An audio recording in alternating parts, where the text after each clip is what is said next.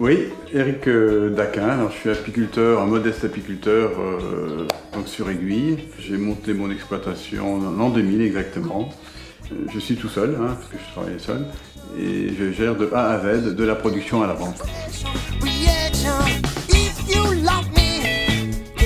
En gros, le travail d'apiculteur, c'est de préparer la saison à l'automne pour avoir des ruches prêtes au moment de la mielée.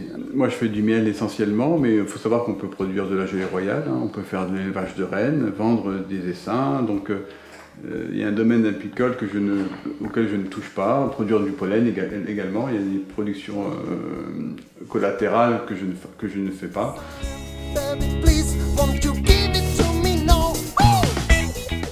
Je pense qu'il faut déjà aimer la nature, il faut un sens de l'observation. Il ne faut pas avoir peur de sacrifier l'été, le printemps, l'été.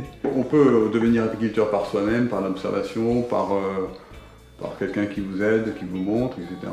Après, les compétences, on peut les acquérir avec un diplôme apicole, hein, parce qu'il y a des formations apicoles, mais surtout pour des jeunes, notamment qui ont besoin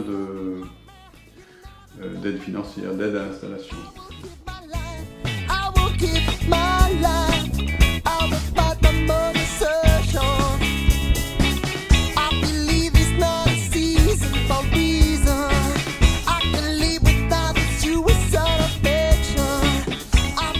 Il faut une rigueur, bien sûr, je pense que dans tout travail, il faut de la rigueur. Faire les choses au moment où il faut les faire. Je vous explique une chose, la cassia va fleurir.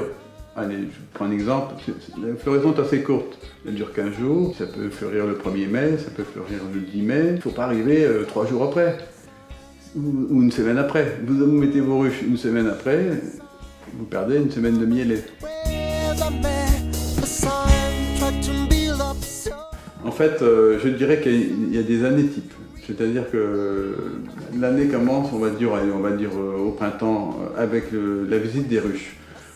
Ça c'est chaque année, visite des ruches, visite de printemps, début mars. On ouvre les ruches et on inspecte et on regarde les ruches qui ont bien survécu. Vous équilibrez les provisions de miel de chaque ruche, vous regardez un peu l'état du couvain. Et je dirais que il n'y a pas de journée type, c'est vraiment c'est sur l'année. Chaque année, début mars, je fais la tournée de mes ruches, j'inspecte.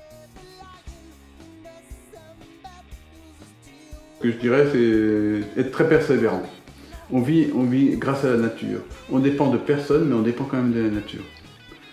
Donc il y a des années, des bonnes années, et puis des années de production qui sont beaucoup plus dures. Quand le printemps est pourri comme cette année, eh ben, c'est beaucoup plus dur.